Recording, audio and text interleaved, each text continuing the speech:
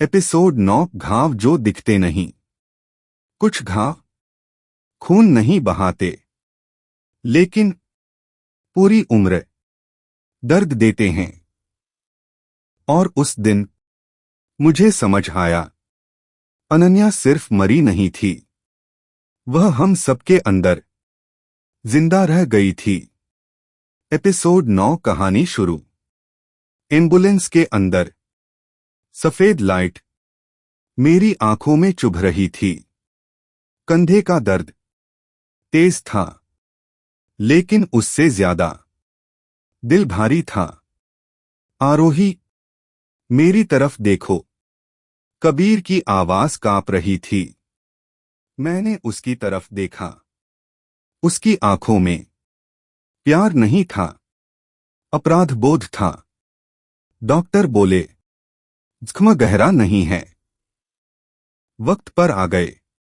वक्त, अगर वक्त पर सच बोला गया होता तो अनन्या जिंदा होती। मैंने आंखें बंद कर लीं। बाहर इंस्पेक्टर कबीर से बात कर रहे थे। पेन ड्राइव, डायरी और गवाह तीनों काफी हैं। इंस्पेक्टर ने कहा, विजय वर्मा अब नहीं बच पाएंगे। कबीर ने सिर झुका लिया।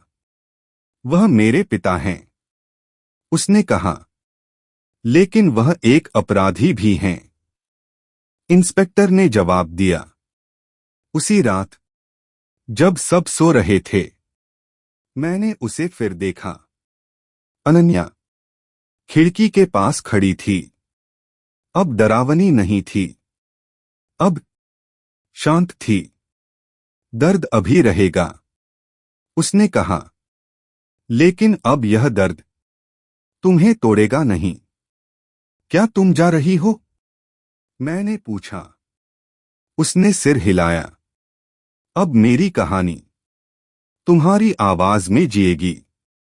अगली सुबह कबीर मेरे पास आया। मैं यह घर छोड़ रहा हूं, उसने कहा। मैं उसी दीवारों में और नहीं रह सकता जिन्होंने मेरी बहन की आवाज छीन ली। मैंने उसका हाथ पकड़ा। घर ईंटों से नहीं बनता कबीर, मैं बोली। घर सच से बनता है। उसकी आंखें भर आईं। शाम को हम आखिरी बार वर्मा हाउस के सामने खड़े थे। खिड़कियां बंद थीं। दरवाजा सील किया जा चुका था, लेकिन मुझे लगा अब वहां कोई फुसफुसाहट नहीं थी। पहली बार वह घर सिर्फ घर था। जैसे ही हम मुड़े, मेरे फोन पर एक मैसेज आया। अनजान नंबर, कहानी यहां खत्म नहीं होती। कुछ राज अदालत में नहीं खुलते।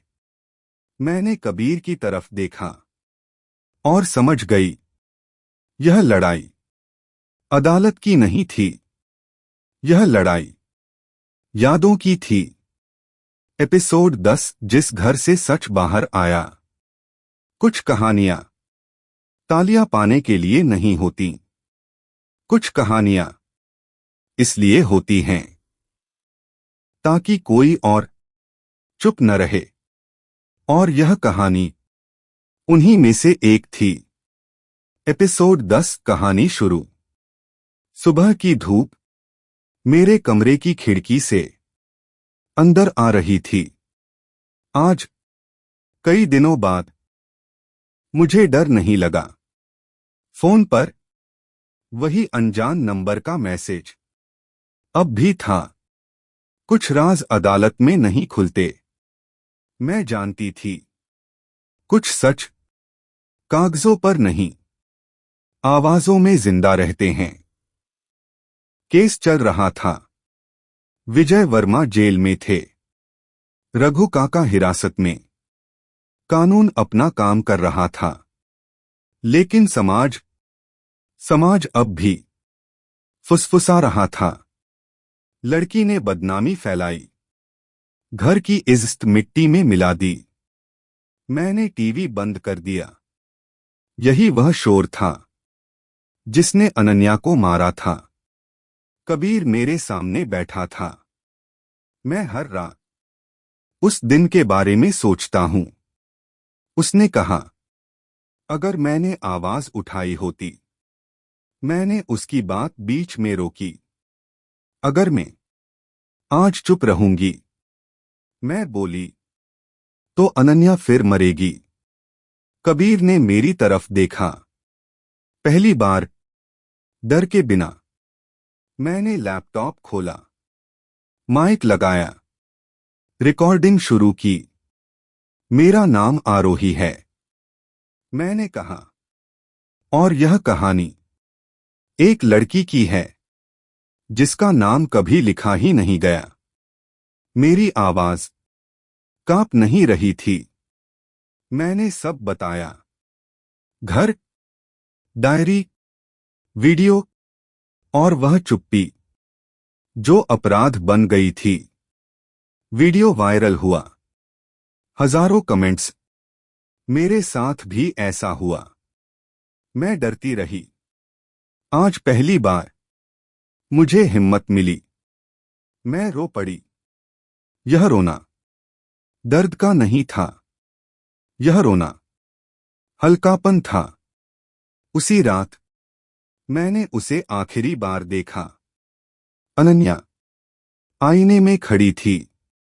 अब कोई स्खम नहीं, कोई डर नहीं। अब मेरा नाम है। उसने कहा, क्योंकि तुमने आवाज दी। क्या तुम खुश हो? मैंने पूछा। वह मुस्कुराई। अब मैं बोझ नहीं हूं। उसने कहा, अब मैं याद हूं। और फिर वह चली गई। इस बार सुकून के साथ। वह घर अब क्या था? कुछ महीनों बाद वर्मा हाउस को महिला सहायता केंद्र बना दिया गया। दरवाजे खुले थे, खिड़कियां रोशन थीं। अब वहां कोई फुसफुसाहट नहीं थी, सिर्फ आवाजें थीं। सच की। कबीर और मैं उस घर के सामने खड़े थे। क्या हम कभी पूरी तरह ठीक हो पाएंगे? उसने पूछा। मैंने उसका हाथ पकड़ा। शायद नहीं, मैं बोली। लेकिन हम चुप नहीं रहेंगे। और यही काफी है। कुछ घर राजों से बनते हैं और कुछ घर सच से। यह कहानी डर के बारे में नहीं थी। यह कहानी आवाज के बारे में थी। क्योंकि जिस दिन हम बोलते हैं, उसी दिन भूत मरते हैं। The end. वो घर जहां राज रहते थे, अब वहां सच रहता है।